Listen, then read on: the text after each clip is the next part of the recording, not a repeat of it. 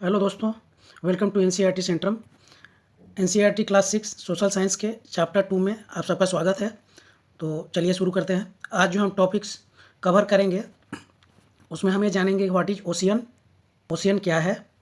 उसके बाद हम ये जानेंगे व्हाट इज़ लैंड मास। उसके बाद हम what is continent, ocean and disasters, ocean and life, और मैं कुछ इंपॉर्टेंट फैक्ट्स के बारे में बताऊंगा इस चैप्टर से रिलेटेड, जो कि बहुत ही इंपॉर्टेंट्स है। सबसे लास्ट में ये चीज़ मैं बताऊंगा समराइज रूप में। चलिए आगे चलते हैं। ये अपना जो है वर्ल्ड का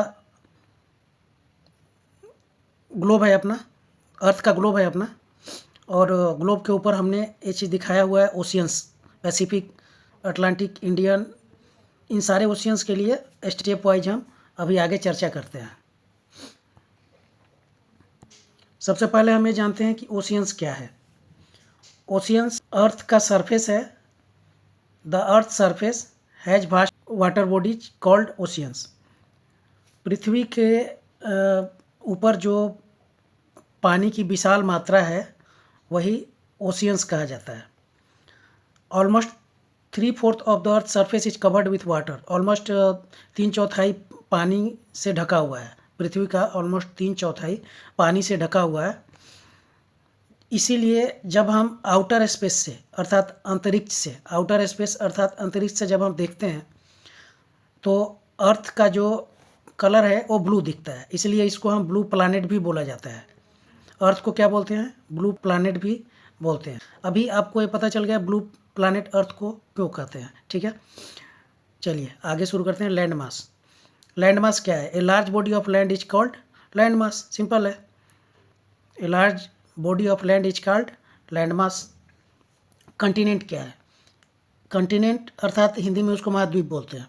a large continuous expense of land is called continent. इसमें एक चीज़ ध्यान देने वाली है, कंटिन्यूअस एक्सपेंस होना चाहिए उसमें, इसलिए तभी उसको हम कंटिनेंट बोलेंगे। ए लार्ज कंटिन्यूअस एक्सपेंस, ज़मीन का जो हिस्सा है वो कंटिन्यूअस आपस में जुड़ा होना चाहिए और फैला हुआ होना चाहिए, तो उसको हम कंटिनेंट बोलते हैं। ठीक है, कंटिनेंट मेनली कितने हैं? 3 हैं। मेनली कंटिनेंट कितने हैं? 7 कंटिनेंट है। सॉरी, ये 3 आप ध्यान मत दीजिएगा, ये नहीं है। मेनली टोटल कंटिनेंट 7 है। ठीक है, उनके नाम क्या क्या हैं? Africa, Antarctica, Asia, Australia, Europe, north America और साउथ अमेरिका। ये 7 कंटिनेंट है। आप लोग इसके नाम याद कर लीजिएगा। एक बार फिर से बता रहा हूँ, कंटिनेंट कितने हैं? टोटल कंटिनेंट 7 है। Africa, Antarctica, Asia, Australia, Europe, north America and south America. Oceans कितने हैं? ओशियंस हैं 5। Pacific ocean, Atlantic ocean, Indian ocean, southern ocean और नॉर्दर्न ओशियन। अब ये नॉर्थ हेमिस्फीयर और साउथ हेमिस्फीयर, जैसा कि आप सब जानते हैं कि अर्थ को 2 पार्ट में जब डिवाइड करते हैं तो ऊपर वाला हिस्सा जो होता है नॉर्थ हेमिस्फीयर होता है और नीचे वाला हिस्सा जो होता है वो साउथ हेमिस्फीयर होता है। तो इसको हिंदी में उत्तरी गोलार्ध और इसको दक्षिणी गोलार्ध बोलते हैं। तो पैसिफिक ओशियन जो है ये कौन से हेमिस्फीयर में है? नॉर्थ हेमिस्फीयर में है। अटलांटिक ओशियन जो है ये कौन से हेमिस्फीयर में है? नॉर्थ हेमिस्फीयर में है। इंडियन ओशियन साउथ हेमिस्फीयर में है। साउथर्न ओशियन साउथ हेमिस्फीयर में है। नॉर्दर्न हेमिस्फीयर नाम से ही क्लियर है, नॉर्थ हेमिस्फीयर में है। ठीक है, ओशियंस हमारे जीवन में जितना ज़्यादा महत्वपूर्ण है उसमें एक चीज़ भी ध्यान रखने वाली है कि महत्वपूर्ण तो हैं लेकिन इनकी वजह से कुछ डिजास्टर्स भी होते हैं। डिजास्टर्स मतलब आपदा आती है ओशियंस से। तो जैसे कि सुनामी हो गया या फिर अर्थक्वेक्स होते हैं, उसके बाद फिर वोल्केनिक इरप्शन भी होता है उसके अंदर में। तो ओशियंस हमारे लिए हर एक एंगल से फ़ायदेमंद तो है ही, लेकिन कुछ उसके नुकसान भी हैं, कहने का ये मतलब है मेरे। तो ओशियंस जो है give rise to storms, violent events with extreme rainfall और strong wind such as cyclones occurs in ocean. ठीक है, अभी सुनामी के बारे में जो बता रहा था, तो हमारे इंडिया में सुनामी आया था, आप लोग को याद होगा, 26 दिसंबर 2004 को। ठीक है, ये सुनामी जो था मेनली उस टाइम पे न्यूज़पेपर में भी आया था और बहुत ही विनाशकारी था ये। उड़ीसा, बंगाल, उड़ीसा का मेनली उड़ीसा का कोस्टल एरिया इफेक्टेड हुआ था इसकी वजह से। तो सुनामी क्या है ये जानना जरूरी है। Tsunami is a another natural disaster that originates in the ocean. Tsunami समुद्र में होने वाला एक प्राकृतिक आपदा है। It is a huge powerful wave generally caused by a strong earthquake. ये बहुत ही पावरफुल वेव्स होते हैं, समुद्र की लहरें बहुत ही पावरफुल होती है, जो कि जनरली स्ट्रॉन्ग अर्थक्वेक, जो समुद्र के अंदर जो भूकंप होते हैं उसकी वजह से होती है, या फिर वल्केनिक इरप्शन की वजह से होती है, जो कि समुद्र के सतह के अंदर बॉटम पे होती है। It causes wide spread damage to coastal area.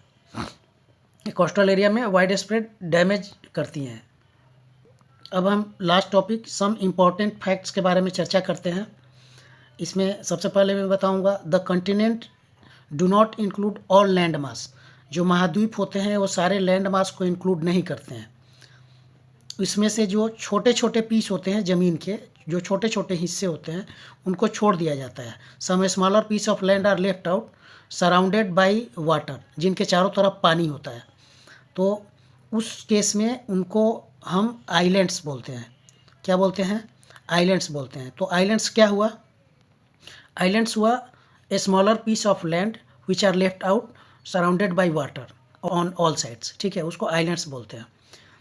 दुनिया का सबसे बड़ा आइलैंड कौन सा है? ग्रीनलैंड दुनिया का सबसे बड़ा आइलैंड है। ठीक है, उसके बाद इंडिया में टोटल कितने आइलैंड्स हैं? तो मोर देन 1300 आइलैंड्स है इंडिया में। जून 8 जो है वर्ल्ड ओशियन डे के रूप में मनाया जाता है। ये इम्पॉर्टेंट है, ये भी इम्पॉर्टेंट है, ये भी इम्पॉर्टेंट है। ऑब्जेक्टिव में ऑब्जेक्टिव क्वेश्चन अगर पूछता है तो आप इसको आसानी से सॉल्व कर सकते हैं। ठीक है, ओशियन जो है सारे टाइप्स के जीवन को, समुद्री जीवन को प्रभावित करते हैं और बहुत ही महत्वपूर्ण रोल पूरी दुनिया में अदा करते हैं, क्योंकि इसके द्वारा, ओशियंस के द्वारा हमारा जीवन अनेक तरीक़ों से प्रभावित होता है। जैसे कि मछली पालन का काम हो गया, या फिर ट्रांसपोर्टेशन के रूप में इसके अंदर बहुत सारे जलीय जीव भी पाए जाते हैं, कोरल्स पाए जाते हैं। अब ये कोरल्स मेनली कहाँ पाए जाते हैं? कोरल्स मेनली पाए जाते हैं पोर्ट ब्लेयर साइड में, जो मैंने बताया अभी ऊपर आइलैंड्स के विषय में। तो पोर्ट ब्लेयर भी अपना एक आइलैंड ही है, इंडिया का आइलैंड है। पोर्ट ब्लेयर, लक्षद्वीप, ये सब भारतीय आइलैंड्स हैं। ठीक है, तो दोस्तों आज का वीडियो यहीं पे समाप्त करते हैं। मिलते हैं अगले वीडियो में। Thanks for watching. धन्यवाद।